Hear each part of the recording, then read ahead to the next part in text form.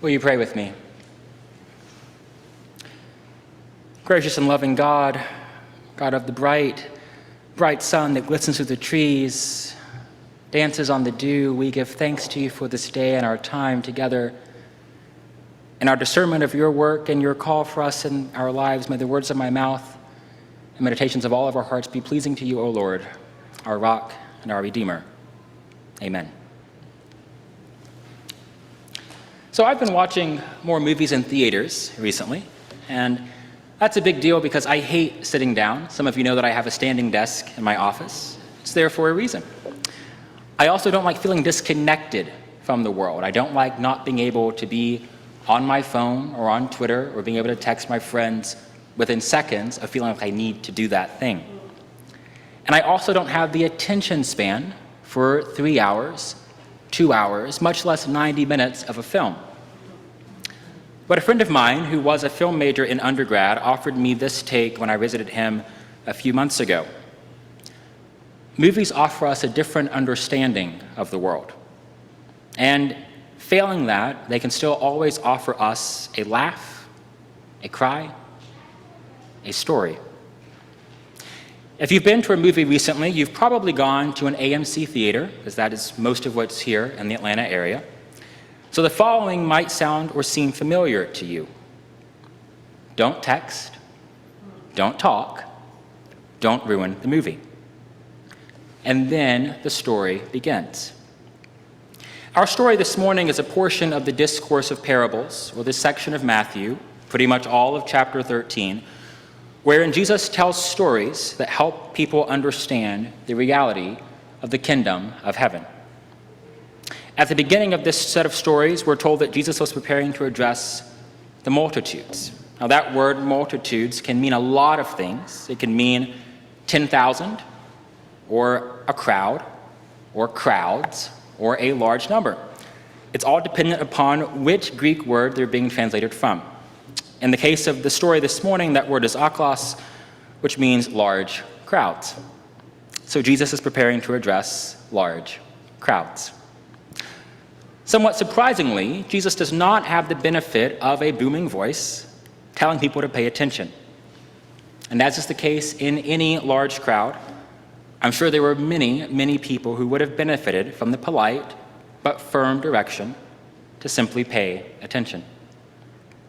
No, Jesus did not have a big screen nor a surround sound audio system. He had his voice and stories that needed to be shared to make everything seem more real. For us this morning, these stories are a way again to describe the kingdom of heaven, separating the wheat from the weeds, believing the smallest of things can grow to support many things, the carefulness of preparing and then baking bread, sharing that bread. And after all this, Matthew tells us that these parables, these stories, were a way that all of these things that have been hidden from us might be made known. I think these stories are a way of making meaning of the world. I've talked about this idea before. So I'm glad that we have stories, because without them, I think the work that we're called to do in the world might seem distant at best or completely incomprehensible at worst. And two, I'm glad that it's Jesus and his friends sharing these stories, because it reveals our own ability to share stories, to be storytellers. What is the church today, if not a place where stories are shared and received and shared again? What is the lectionary or liturgical calendar, if not an intentional effort to trace the full arc and narrative of this story? Our choirs tell us stories through song. Ministers carry out many roles: comforter, challenger, pastor, teacher, prophet, and storyteller, or associate storyteller. Stories can offer us a different understanding of the world and can always offer us a laugh, a cry, or something to hang on to. Stories have the power to shock us and leave us transformed. The movie I saw most recently was Greta Gerwig's Barbie. I went in expecting one thing and left with something completely different. Now, there's a moment in that film where you first recognize the story you thought you were going to receive is not the one they're actually trying to tell. 2 weeks later, one particular scene from that movie still stands out to me. Stereotypical Barbie is having a conversation with someone who is very important to her. This person asks, "What do you want to do with your life? What do you want to do in the world?" And Barbie replies with, "I want to be up there with the people who make meaning of the world." Without giving away too much, Barbie's talking about us, about real people, about storytellers, people who make meaning of the world through stories. Now, a few minutes ago, I told you all about the previews before a movie. I left one part out. Right after the request to turn off your phone, and right before the movie actually begins, there is one quick 33-second little film that plays. Nicole Kidman walks across a puddle of water into a theater, takes off her coat, and sits down, and then begins a monologue that has become something of a pop cultural phenomenon. She says, "We come to this place for magic. We come to laugh, to cry, to care, because we need that, all of us. That indescribable feeling we get when the lights begin to dim and we go somewhere we have never been before. Not just entertained, but somehow reborn together. Dazzling images on a huge silver screen, sound that I can feel somehow. Heartbreak feels good in a place like this. Our heroes feel like the best parts of us, and stories feel perfect and powerful because here they are." She's talking about movies, but I think that those words can be applied to any place where we make meaning of the world. I think they can be applied in many ways to church.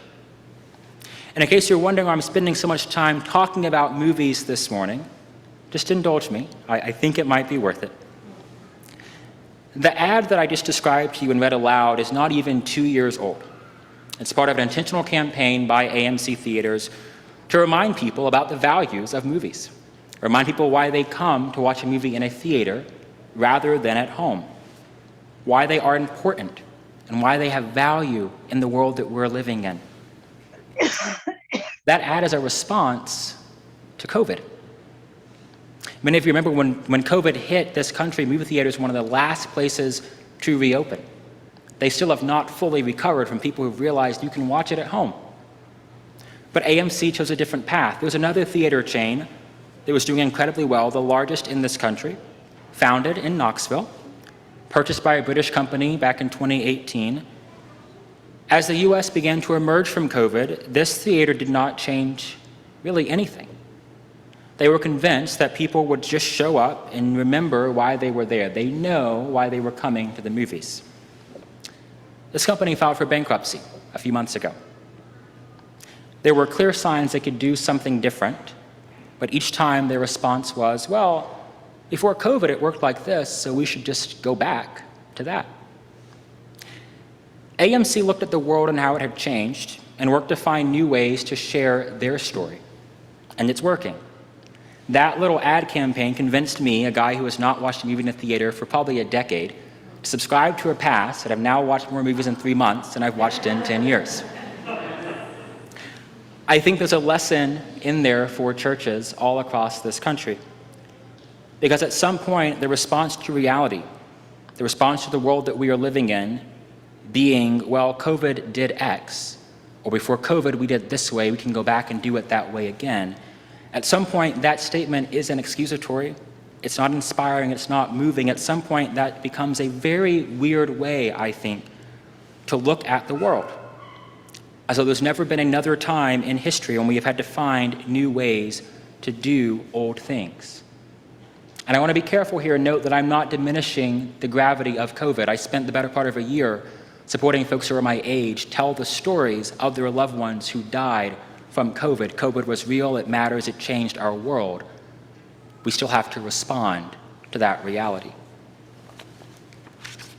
The story of this faith has been shared in the outermost parts of society and the most private chambers of empire. It has been told in dark rooms over bread and hushed conversations because sharing such a story was illegal. And two, we must be honest and note that the story of this faith has been shared through war and conquest.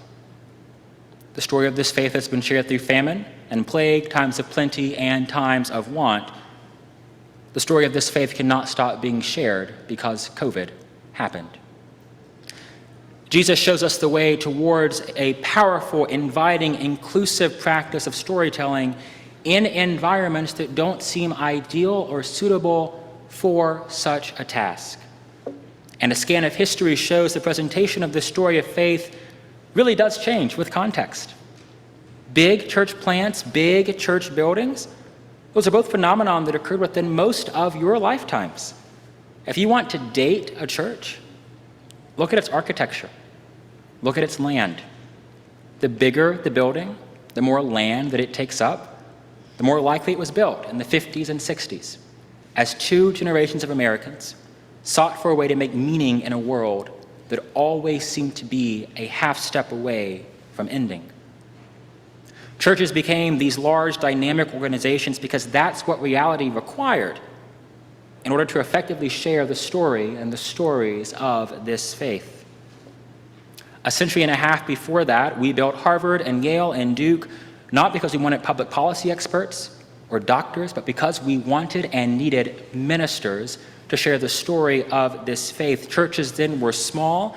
Ministers rode on horseback to several churches a day because that's what was required to effectively share and tell the story of this faith.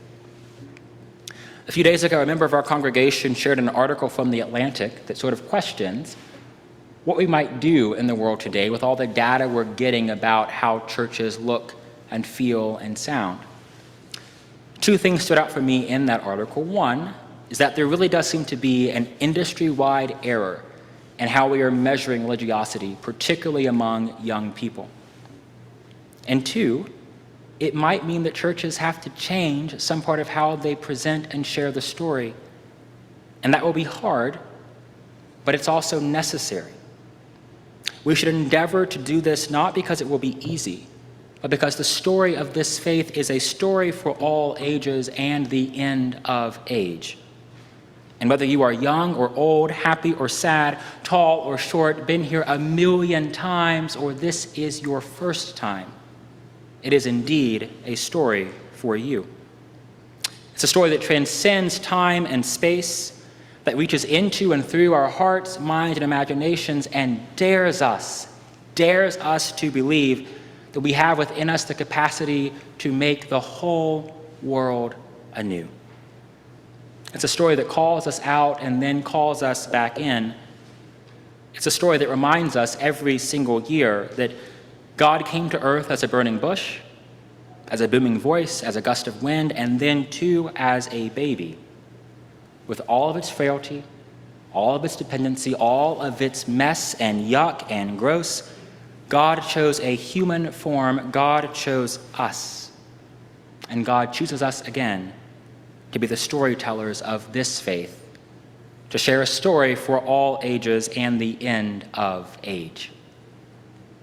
So my prayer for us this day is that we might consider how God is inviting us to share that story in this time, in a world that is indeed more online and more tech savvy, that has more working parents and more activities for children than ever before, a world that has a high prize for individualism and places a very low emphasis on being in community together, a world that is less inclined to commit to being in a sanctuary in person, less inclined to commit to membership and all that that might entail, and less inclined to align with the ways that churches have functioned for the past 70 years.